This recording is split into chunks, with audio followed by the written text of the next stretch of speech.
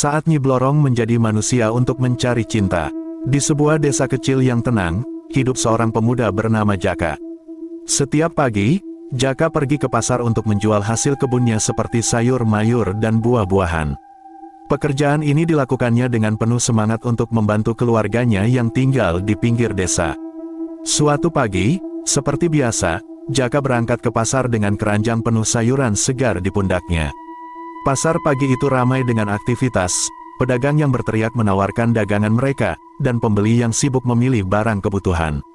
Saat Jaka sedang mengatur dagangannya di salah satu sudut pasar, matanya tertuju pada seorang wanita cantik yang baru saja tiba. Wanita itu tampak berbeda dari kebanyakan orang di pasar. Kulitnya bersih, rambutnya hitam panjang dan berkilau, dan dia mengenakan kebaya sederhana namun elegan.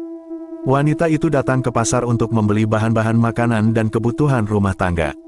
Jaka memperhatikan wanita itu dari kejauhan dengan rasa penasaran. Wanita itu tampak anggun dan tenang saat memilih sayuran dan buah-buahan. Ketika mendekati lapak Jaka, dia tersenyum ramah. "Selamat pagi, Mas. Sayurannya segar-segar, ya," sapa wanita itu dengan senyuman manis.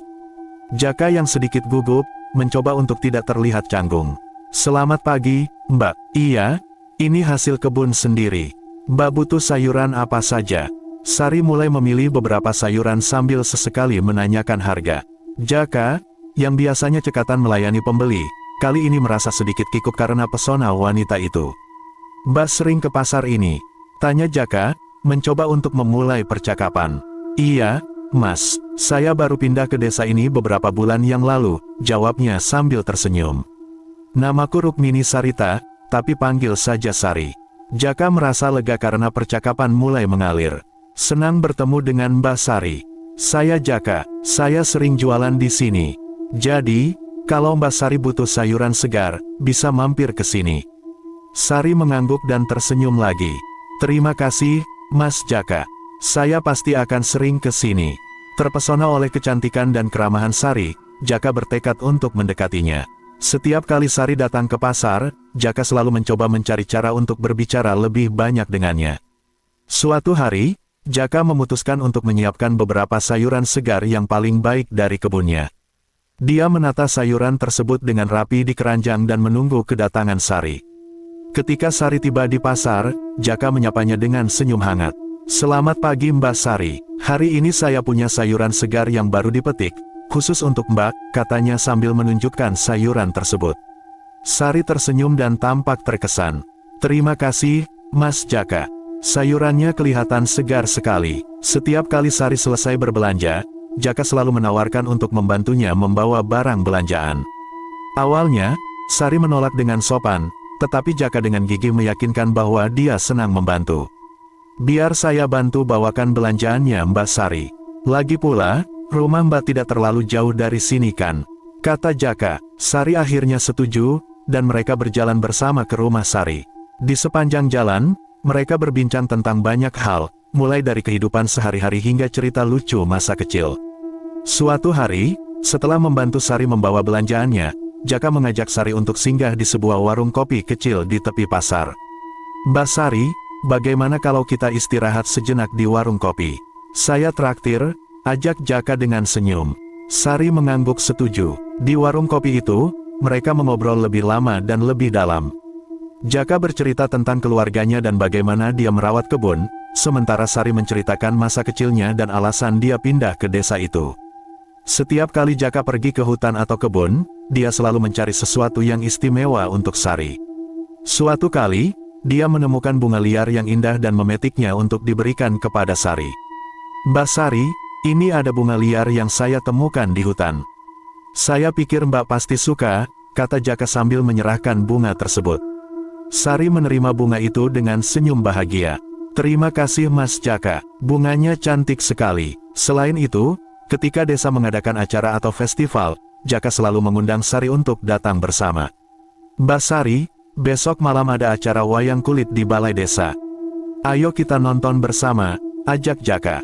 Sari yang memang suka dengan budaya dan seni tradisional, dengan senang hati menerima undangan Jaka. Di acara-acara tersebut, mereka sering menghabiskan waktu bersama, menonton pertunjukan, dan berbincang tentang banyak hal. Setelah beberapa bulan saling mengenal dan semakin dekat, Jaka merasa saatnya tepat untuk mengungkapkan perasaannya. Suatu sore, saat mereka sedang berjalan-jalan di tepi sawah, Jaka berhenti dan menatap Sari dengan penuh keseriusan. "Mbak Sari, ada sesuatu yang ingin saya sampaikan. Sejak pertama kali bertemu, saya sudah terpesona oleh kecantikan dan kebaikan hati Mbak. Semakin saya mengenal Mbak, semakin saya yakin bahwa saya jatuh cinta pada Mbak." Sari tersenyum lembut, matanya berbinar. "Mas Jaka, saya juga merasa bahagia setiap kali bersama Mas. Saya juga punya perasaan yang sama." Keduanya tersenyum, merasa lega telah saling mengungkapkan perasaan mereka. Sejak saat itu, hubungan mereka semakin erat, dan desa kecil itu menjadi saksi kisah cinta mereka yang tulus dan indah. Jaka merasa bahwa Sari adalah wanita yang tepat untuk mendampinginya seumur hidup. Oleh karena itu, dia memutuskan untuk melamar Sari. Jaka ingin lamaran ini menjadi momen yang tak terlupakan. Dia mempersiapkan segala sesuatunya dengan hati-hati. Jaka mengundang Sari untuk bertemu di tempat yang spesial pada sore hari. "Mbak Sari, besok sore ada sesuatu yang ingin saya tunjukkan. Bisakah kita bertemu di tepi sungai saat matahari terbenam?" tanya Jaka dengan senyum penuh harap. Sari yang tidak menyadari rencana besar Jaka, dengan senang hati menerima ajakan tersebut.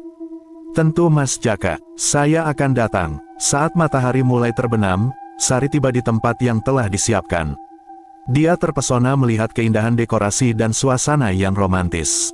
Jaka menyambutnya dengan senyuman dan mengajak Sari duduk di dekat meja kecil yang dihias bunga. "Sari, sejak pertama kali kita bertemu di pasar, hidup saya berubah. Setiap hari bersama Mbak Sari selalu membawa kebahagiaan. Saya merasa bahwa Mbak Sari adalah orang yang tepat untuk mendampingi saya seumur hidup," kata Jaka dengan suara yang penuh kehangatan.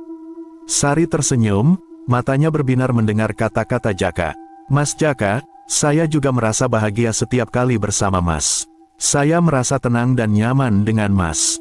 Jaka kemudian berdiri, mengeluarkan cincin yang telah dia siapkan, dan berlutut di depan Sari. "Sari, maukah Mbak menjadi istri saya? Maukah Mbak berbagi kehidupan dengan saya, dalam suka dan duka, dalam setiap langkah yang kita ambil?" Sari terharu, air mata kebahagiaan mengalir di pipinya. Dia mengangguk dengan senyum lebar. "Ya Mas Jaka, saya mau. Saya juga ingin menghabiskan hidup saya bersama Mas." Jaka memasangkan cincin itu di jari manis Sari.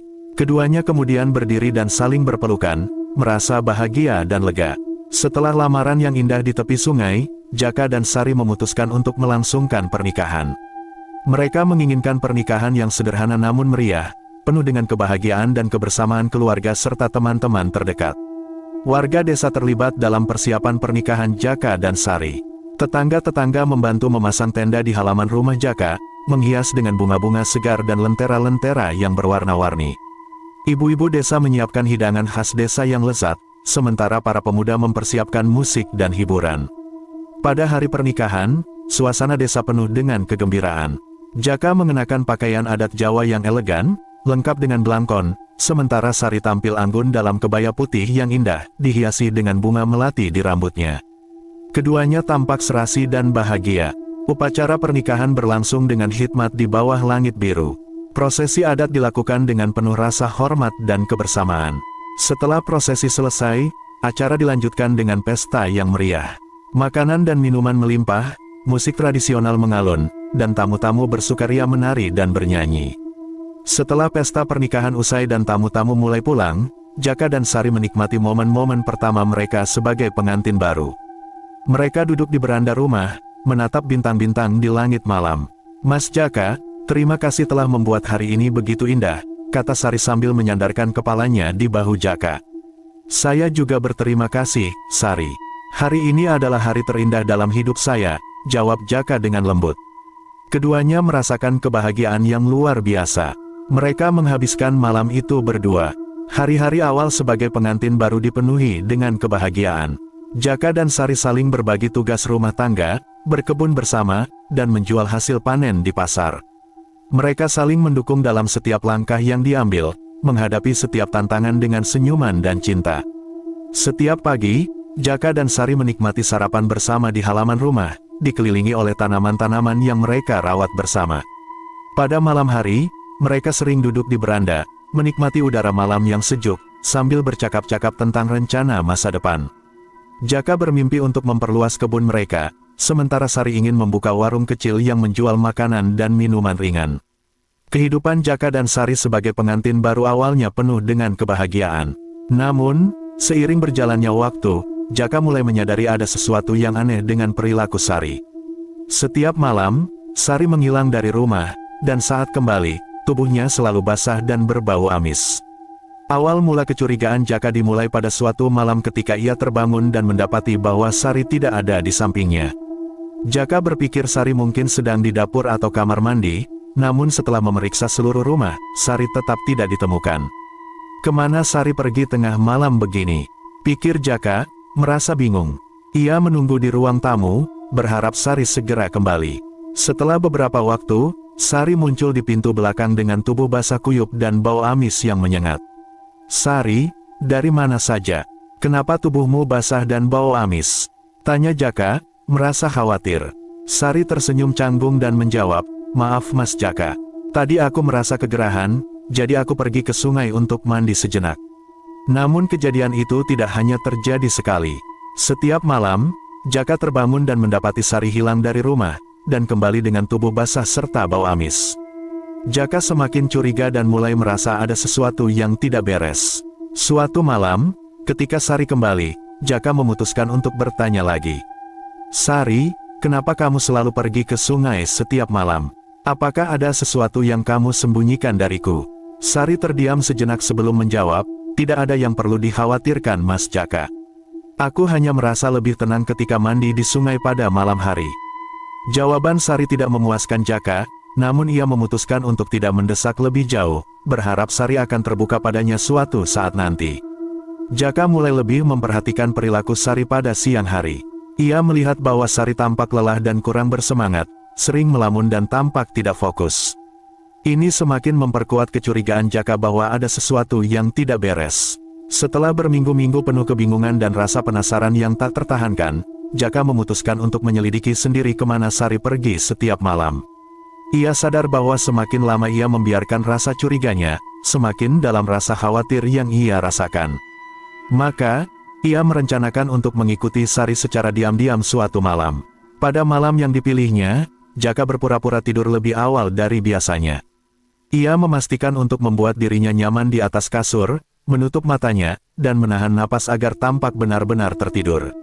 Sari seperti biasa, menunggu hingga suasana rumah benar-benar sepi sebelum beranjak keluar. Saat mendengar langkah kaki Sari meninggalkan rumah, Jaka segera bangun dengan hati-hati. Ia mengenakan pakaian gelap agar tidak mudah terlihat dalam kegelapan malam. Dengan langkah-langkah perlahan, ia mengikuti jejak Sari keluar rumah dan melalui jalan setapak yang menuju ke arah sungai. Jaka menjaga jarak yang cukup jauh agar tidak terdeteksi oleh Sari. Ia menyembunyikan dirinya di balik pohon-pohon dan semak-semak, berusaha tidak membuat suara sedikit pun. Sari berjalan dengan tenang, seolah-olah tidak menyadari bahwa ia sedang diikuti. Setibanya di tepi sungai, Jaka bersembunyi di balik sebuah batu besar dan mengintip dari celah-celahnya. Ia melihat Sari berdiri di tepi air, menatap ke permukaan sungai dengan pandangan kosong. Ia melakukan gerakan-gerakan aneh yang menyerupai ritual, seolah-olah sedang berkomunikasi dengan sesuatu yang tak kasat mata. Tubuh Sari mulai berkilau di bawah cahaya bulan, dan pemandangan yang Jaka saksikan berikutnya membuatnya terpaku. Kulit Sari perlahan berubah menjadi sisik-sisik mengkilap berwarna hijau kemasan. Rambutnya memanjang dan mengalir seperti aliran sungai, matanya berkilat dengan sinar aneh. Yang paling mengejutkan adalah ketika tubuh bagian bawahnya mulai memanjang dan berubah menjadi ekor ular yang besar. Sari, yang sekarang tampak seperti manusia bertubuh ular, menatap ke permukaan sungai dengan tatapan hampa. Gerakan tubuhnya anggun namun mengerikan, seolah-olah ia adalah makhluk dari dunia lain. Jaka merasa tubuhnya membeku karena ketakutan. Ia ingin berteriak, namun suaranya tercekik di tenggorokan. Pemandangan di depannya begitu menakutkan dan membuatnya merasakan ketakutan yang belum pernah ia rasakan sebelumnya. Apa yang terjadi pada Sari? Bagaimana mungkin ini bisa terjadi? Pikir Jaka dengan panik. Ia tidak bisa mempercayai matanya sendiri, namun pemandangan itu begitu nyata dan tak terbantahkan. Dalam kepanikannya, Jaka tanpa sadar menginjak ranting kering yang mengeluarkan suara keras. Sari segera menoleh ke arah sumber suara, dan Jaka merasakan tatapan dingin dari mata ular yang menatapnya. Tidak bisa menahan rasa takutnya lagi, Jaka segera berlari secepat mungkin menjauhi sungai. Ia berlari melewati hutan dan jalan setapak, napasnya tersengal-sengal dan hatinya berdebar kencang.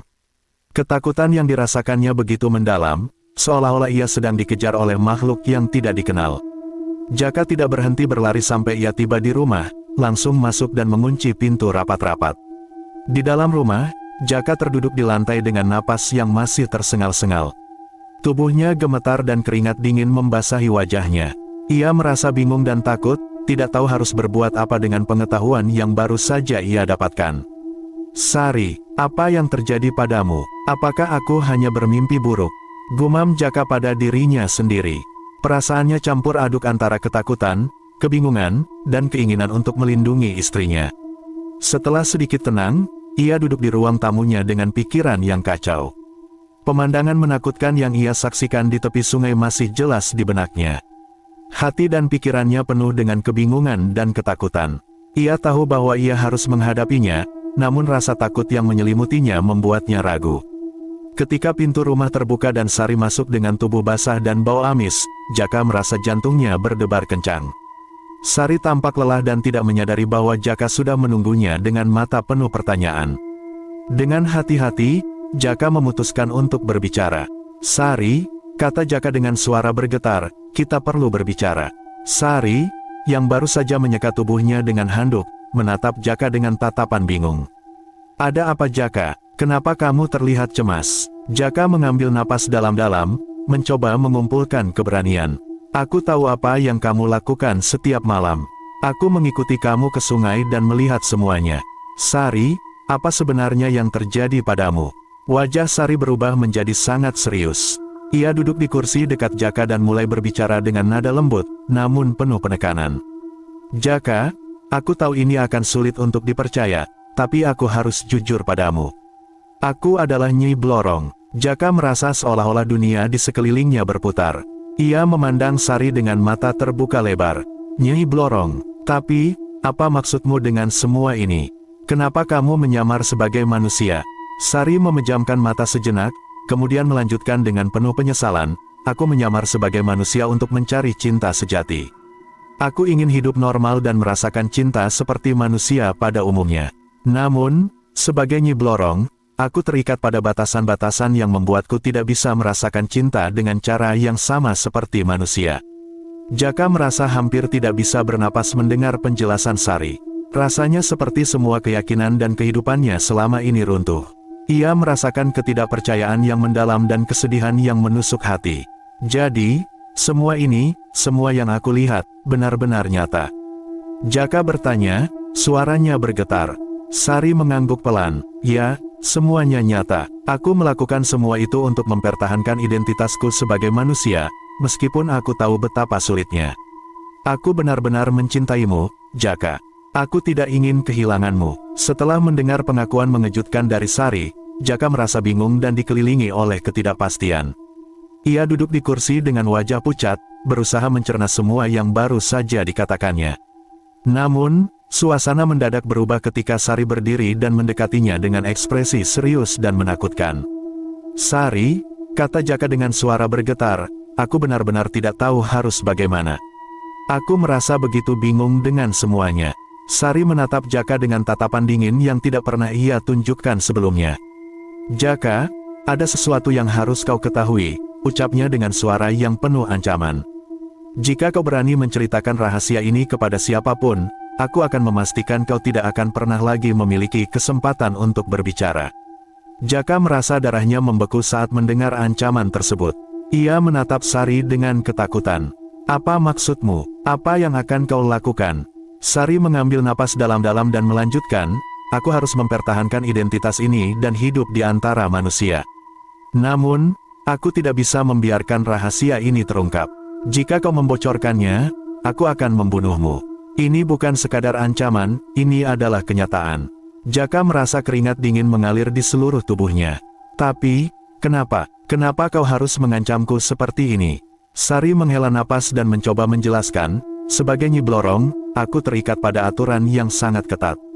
Jika rahasia ini terbongkar, tidak hanya hidupku yang terancam, tetapi juga hidup orang-orang di sekitarku. Aku harus menjaga rahasia ini agar bisa terus hidup di antara manusia. Jaka merasa tertekan dan bingung, namun ancaman Sari terasa sangat nyata. Ia mulai menyadari bahwa ia tidak memiliki banyak pilihan. Apa yang harus kulakukan, Sari? Bagaimana aku bisa tetap hidup jika aku tidak menceritakan rahasia ini? Sari menatap Jaka dengan mata yang penuh pengertian dan kesedihan. Kau harus menerima kenyataan ini, Jaka. Jika kau ingin tetap hidup, kau harus melanjutkan hidup bersamaku. Terimalah aku apa adanya, dan kita akan mencoba menemukan cara untuk menjalani kehidupan ini bersama. Jaka merasa hatinya hancur mendengar kata-kata Sari. Ia mencintai Sari, tetapi ancaman akan kematiannya membuatnya merasa tertekan dan tidak berdaya. Aku tidak bisa membayangkan hidupku tanpa kamu, tetapi aku juga merasa terjebak dalam situasi yang tidak bisa kuhadapi. Sari meraih tangan Jaka dengan lembut, berusaha memberikan dukungan emosional. Jaka, aku tahu ini sulit, tetapi aku benar-benar mencintaimu. Aku tidak ingin kau menderita. Jika kita bisa menghadapinya bersama, mungkin kita bisa menemukan jalan keluar. Jaka menundukkan kepala, meresapi setiap kata dan ancaman yang diterimanya. Ia merasa dilematis antara cinta dan ketakutan. Akhirnya, ia mengangkat kepala dan memandang Sari dengan mata penuh kesedihan. Aku akan mencoba untuk menerima situasi ini. Aku hanya berharap kita bisa menemukan cara untuk menjalani kehidupan ini tanpa terlalu banyak penderitaan. Setelah keputusan sulit yang diambil Jaka untuk menerima Sari sebagai Nyi Blorong, kehidupannya berubah secara dramatis. Hari-hari berlalu dengan Jaka yang semakin tertekan. Ia berusaha untuk beradaptasi dengan kehidupan bersama Sari yang sebenarnya merupakan Nyi Blorong, tetapi ancaman yang diberikan kepadanya terus menghantui setiap pikirannya. Jaka merasa terjebak dalam hubungan yang penuh dengan ketakutan dan kebingungan. Setiap malam, ia merasa cemas dan tidak bisa tidur dengan nyenyak. Seiring berjalannya waktu, Jaka mulai menunjukkan tanda-tanda kelelahan yang mendalam. Tubuhnya semakin kurus, dan wajahnya terlihat semakin pucat. Ketidakmampuannya untuk tidur dengan tenang dan beban pikiran yang terus-menerus membuatnya jatuh sakit. Ia sering mengalami sakit kepala dan kelelahan yang parah, dan nafsu makannya semakin menurun. Sari, yang merasa bersalah atas penderitaan yang dialami Jaka, mencoba untuk merawatnya sebaik mungkin. Namun, meskipun ia berusaha untuk menunjukkan kasih sayangnya, rasa bersalah dan rasa terjebak dalam kehidupannya sendiri membuat Jaka semakin merasa terasing. Suatu pagi, Jaka terbangun dengan tubuh yang sangat lemah. Ia merasa tidak ada tenaga sama sekali dan sulit untuk bergerak. Jaka tidak bisa lagi menahan rasa sakit dan ketidaknyamanan yang dialaminya. Setiap hari terasa seperti beban yang semakin berat. Dalam keadaan yang semakin menurun, Jaka sering terbaring di tempat tidur, hanya bisa memandang langit-langit dengan mata kosong. Di saat-saat terakhir hidupnya, Jaka merasa seolah-olah hidupnya telah berakhir dalam penderitaan yang tak berkesudahan. Ia tidak lagi memiliki energi untuk berbicara banyak atau bergerak. Meskipun Sari duduk di sampingnya, menggenggam tangannya dan merasakan kepedihan, Jaka merasa jauh dari kedamaian yang diidamkan. Di malam yang gelap, Jaka menghembuskan napas terakhirnya dengan tenang, meninggalkan dunia ini dalam keadaan yang penuh dengan kesedihan dan penyesalan.